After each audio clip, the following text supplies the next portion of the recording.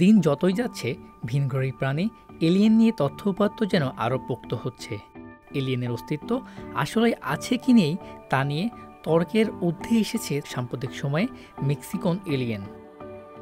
এতদিন unidentified flying object নিয়ে আলোচনায় ছিল মেক্সিকো, তবে এবার আর ভিনগ্রহী প্রাণীর বাহনেই সীমাবদ্ধ নেই আলোচনা।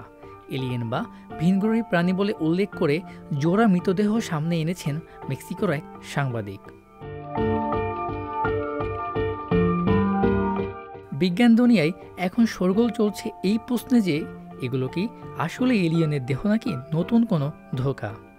যদিও বিভিন্ন বিজ্ঞানী মনে করছেন এটি শুধুমাত্র একটি পাবলিক স্টান্ট।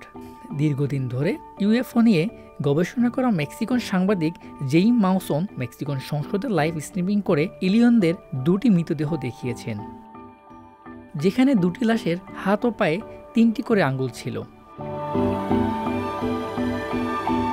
মাউসনের দাবি অনুযায়ী কল্পিত ভিনগ্রহী প্রাণী এলিয়েন দুইটি 2017 সালের পেরুর প্রাচীন নাজকা লাইনের কাছে পাওয়া গিয়েছিল।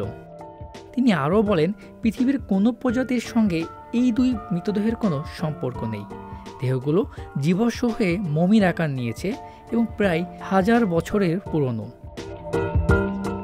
যে দেহ দুটি পাওয়া গিয়েছে সেগুলোর ডিএনএ ও হাড়ের গঠনের সাথে মানুষের শরীরের কোনো মিল নেই।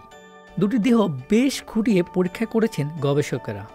তারা সেখানে অসমিয়ামের মতো বিরল ধাতুর উপস্থিতি খুঁজে পেয়েছেন। এছাড়া এক্সরেতে দেখা যায় প্রাণীগুলোর হাড় হালকা ও মজবুত।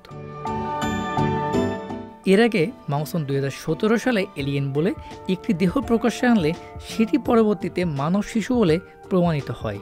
বর্তমানে আবার দুটি দেহ প্রকাশ্য আনার বিষয়টিকেও অনেকে ভাওতাবাজি ও ভুয়া হিসাবে বর্ণনা দিয়েছেন।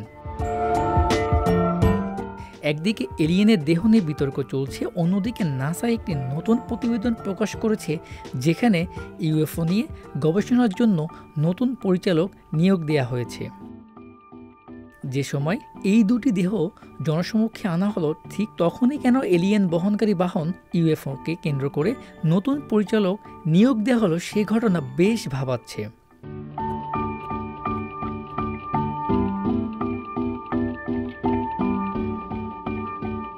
যুক্তরাষ্ট্রের প্রিস্টন ইউনিভার্সিটির জ্যোতির পদার্থবিদ্যা বিভাগের সাবেক প্রধান স্পার্গেল মেক্সিকোর উদ্দেশ্যে বলেছেন, যদি মেক্সিকোর কাছে এলিয়েন সদৃশ্য অদ্ভুত কিছু থেকে থাকে তবে যেন সেই নমুনাগুলো বিভিন্ন গবেষকদের কাছে উন্মুক্ত করা হয়। মেজবা রহমান, সংবাদ প্রকাশ। সংবাদ, ফিচার ও অনুষ্ঠানের জন্য ভিজিট করুন সংবাদ প্রকাশের ওয়েবসাইট এবং যুক্ত থাকুন ফেসবুক পেজ ও ইউটিউব চ্যানেলের সঙ্গে।